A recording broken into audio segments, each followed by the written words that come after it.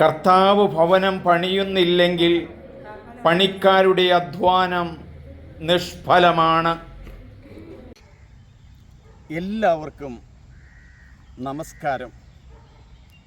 ഈ മനോഹരമായ അന്തരീക്ഷത്തിൽ സാമാന്യം തണുപ്പുള്ള ഈ സമയത്ത് ഈ ഭാഗത്തേക്ക് വന്നപ്പോൾ എൻ്റെ മനസ്സിൽ വന്നത് 127 സങ്കീർത്തനം 1 വചനമാണ്.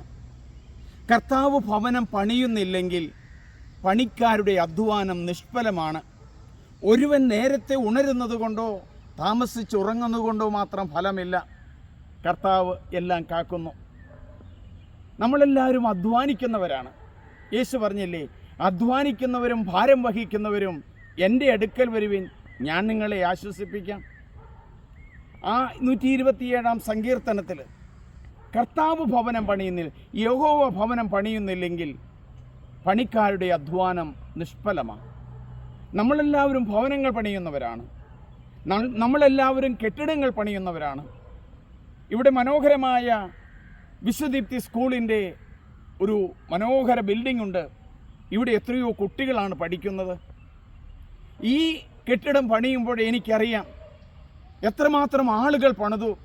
ഇതിനുള്ള ഏറ്റവും ശുദ്ധമായ മണൽ എൻ്റെ ഈ മുമ്പിൽ കാണുന്ന ചെറിയ തോടിലൂടെ ഒഴുകിപ്പോയ മണലുകൾ വാരി ആ ചെറിയ ചെറിയ മണൽത്തരികൾ കൊണ്ട് ആ പണിതുയർത്തിയ മനോഹരമായ കെട്ടിടം. ഈ മനോഹരമായ കെട്ടിടത്തിൽ എത്രയോ കുട്ടികൾ പഠിക്കുന്നു, എത്രയോ കുട്ടികൾ പഠിച്ചു പോകുന്നു. ഈ വിശ്വദീപ്തി സ്കൂളിൽ 11 വർഷം മുമ്പ് ഞാനിവിടെ ചെറിയ സേവനങ്ങൾ ചെയ്ത് കഴിയുന്ന കാലഘട്ടത്തിൽ അന്ന് പഠിച്ച കുട്ടികളൊക്കെ ഇന്ന് വലിയ നിലകളിലും വലിയ സ്ഥലങ്ങളിലുമായിരിക്കുക. കർത്താവ് ഭവനം പണിയുന്നില്ലെങ്കിൽ പണിക്കാരുടെ അധ്വാനം നിഷ്ഫലമാണ്. നമ്മൾ പണിയുന്നതോടൊപ്പം ദൈവത്തിൻ്റെ സാന്നിധ്യവും ദൈവത്തിൻ്റെ സഹായവും പ്രതീക്ഷിച്ചാണ് നമ്മൾ ചെയ്യുന്നത്. ഈ വചനം കേൾക്കുന്ന നിങ്ങളെല്ലാവരും ദൈവത്തോടു കൂടി ആയിരിക്കുന്നവരാണ്.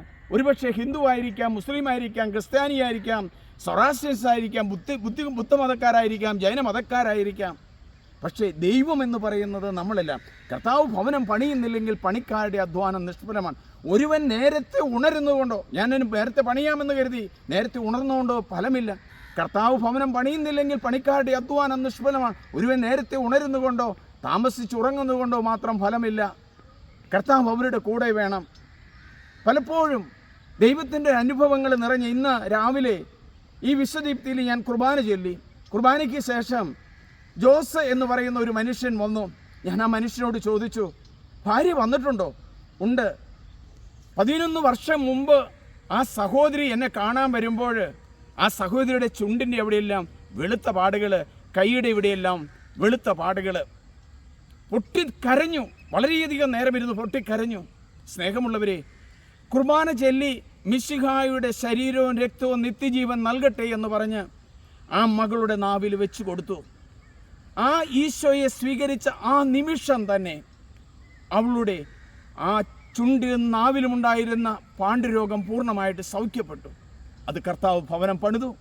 കർത്താവ് ഭവനം പണിതതുകൊണ്ടാണ്, അവർ ഈശോയുടെ കൂടെ ആയതുകൊണ്ടാണ്, അവർക്ക് വേണ്ടി സമർപ്പിതമായ ഒരു ബലി അർപ്പിച്ചതുകൊണ്ടാണ്. ഈ വചനം കേൾക്കുന്ന നിങ്ങളെല്ലാവരും സാധിക്കുമെങ്കിൽ 127 സങ്കീർത്തനം 1 വചനം നിങ്ങളുടെ ജീവിതത്തിന് മാതൃകയാകട്ടെ. 2024 അവസാനിക്കാൻ പോകുന്നു. നാളെ കഴിഞ്ഞ് ക്രിസ്മസ് ആണ്. ക്രിസ്മസിൻ്റെ മംഗളം നൽകുന്നതോടൊപ്പം ഈ വചനം ഒരു ക്രിസ്മസ് സന്ദേശമായി എടുക്കണം. ദൈവമേ നന്ദി, ദൈവമേ ആരാധന. എല്ലാവർക്കും ക്രിസ്മസിൻ്റെ 100 ആശംസകൾ. ദൈവം നിങ്ങളെ അനുഗ്രഹിക്കട്ടെ.